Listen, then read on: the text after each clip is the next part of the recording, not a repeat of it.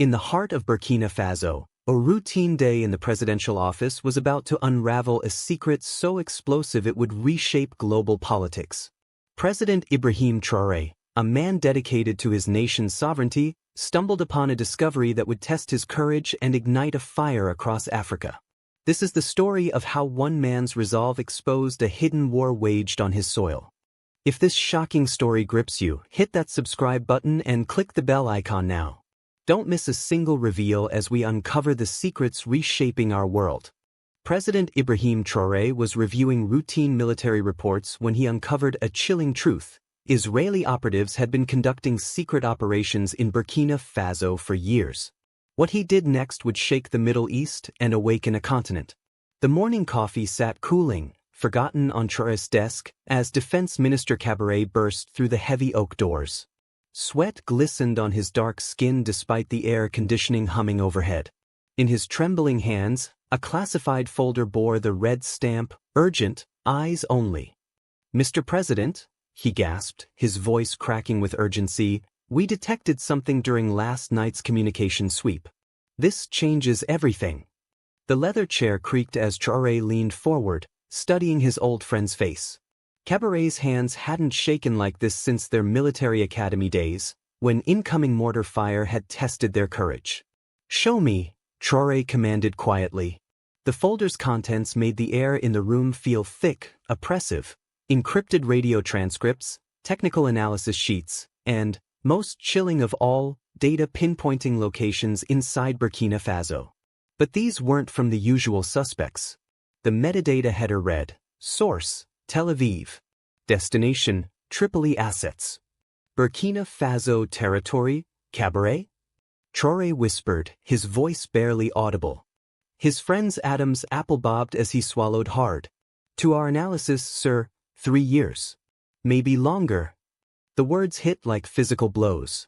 For 3 years, while Traoré had been building his presidency on principles of sovereignty and independence, foreign operatives had been conducting secret operations under his nose.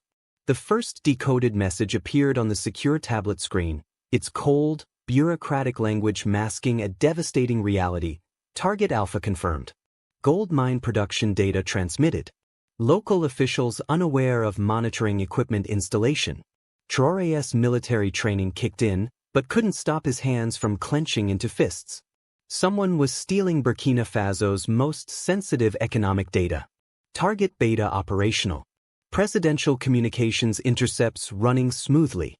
Subject unaware of security breach. The tablet nearly slipped from his grasp. They had been listening to his private conversations, with his wife, his children, his most trusted advisors. Target Gamma requires immediate attention. Iranian weapons shipment detected. Recommend intervention before delivery. "Sir," Traoré's voice cut through the shock. "There's something else. Something personal." Deep in the intelligence files was a document that made Traoré's world collapse. A psychological profile labeled subject, Ibrahim Traoré. Threat assessment, critical. The file, dated 2 months before he'd even taken office, analyzed his anti-Western tendencies and potential for Russian alignment with clinical precision. But the section that froze his blood was titled Neutralization Options. They had been planning contingencies for his removal before he'd even become president. "There's more," Traoré said, his voice heavy with reluctance, "about the source of these leaks." He handed over another file containing a photograph that shattered Traoré's trust in everything he'd built. Colonel David Ouedraogo, his personal security advisor, the man who knew his children's names, who dined at his family table, shaking hands with a stranger at a cafe in downtown Ouagadougou. The stranger's identification read, Eli Roth, Mossad Operations Officer. Dark memories flooded back with nauseating clarity. Ouedraogo asking casual questions about meeting schedules, his insistence on accompanying Traoré to security-sensitive discussions with Russian advisors, his convenient absences during Chinese investment meetings. For 8 months, Israel had been living inside Traoré's inner circle, recording every conversation, analyzing every decision, preparing for every contingency.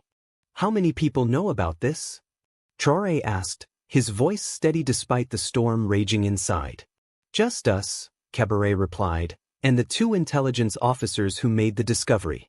I've sworn them to secrecy. The president nodded, his mind racing. If Ouedraogo was compromised, how many others were feeding information to Tel Aviv? How deep did this penetration go? What they uncovered over the next 48 hours defied comprehension.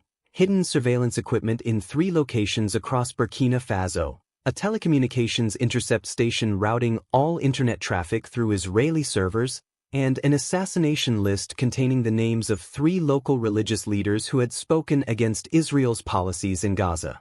Those leaders were already dead, their murders blamed on jihadist groups, but the intercepted communications told a different story, targets eliminated without local attribution. Operations successful.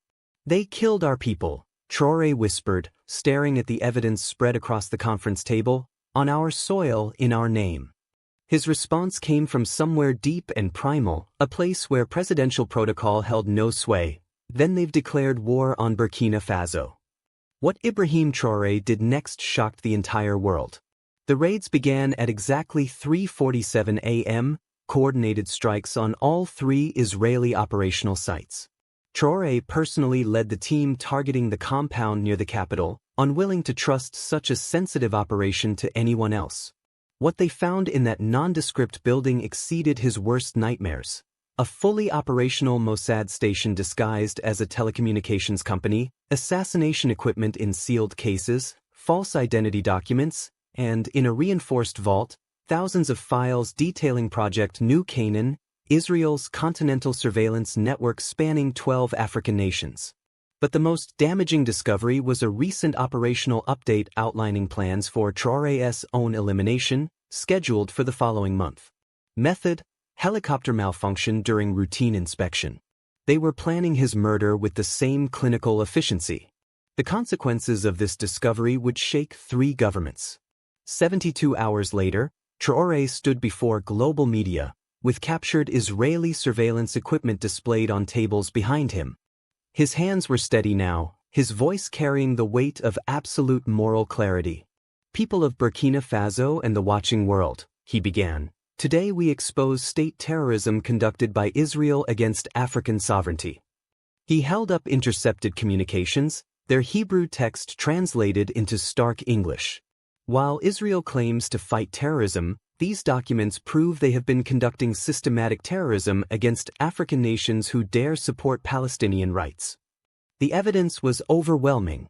Satellite imagery of the surveillance stations, communications between Tel Aviv and operatives in Ouagadougou, video testimony from captured agents, technical specifications of assassination equipment.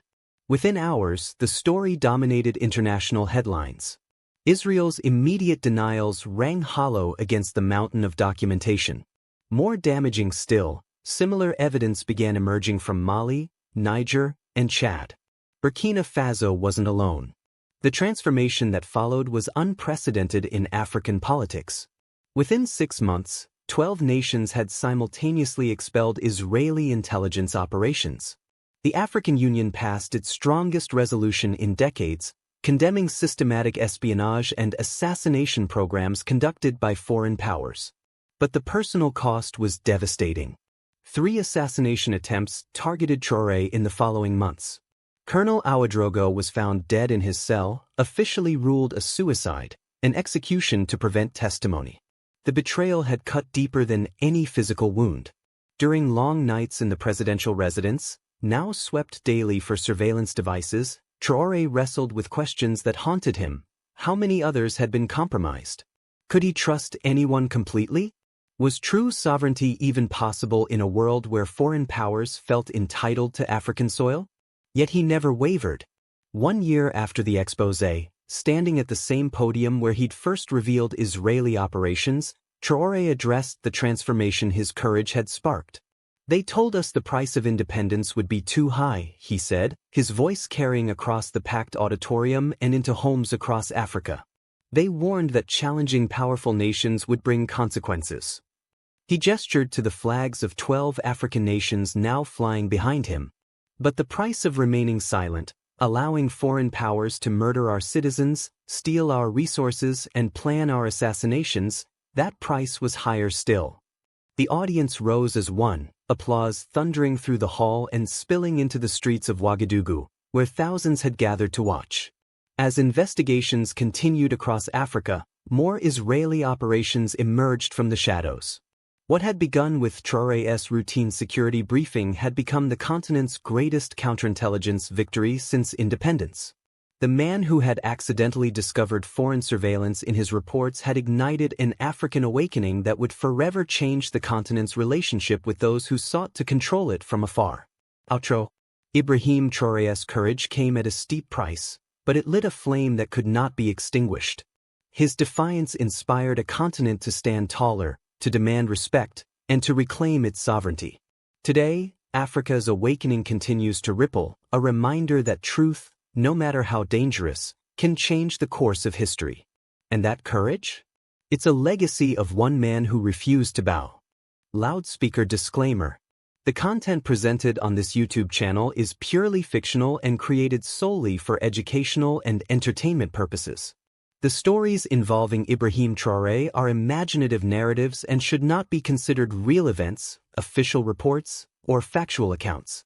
This channel is not affiliated with any government, news organization, or official source. All characters and scenarios depicted are the result of creative storytelling and are not intended to mislead or represent actual people or occurrences. We appreciate your support and thank you for embracing the power of storytelling.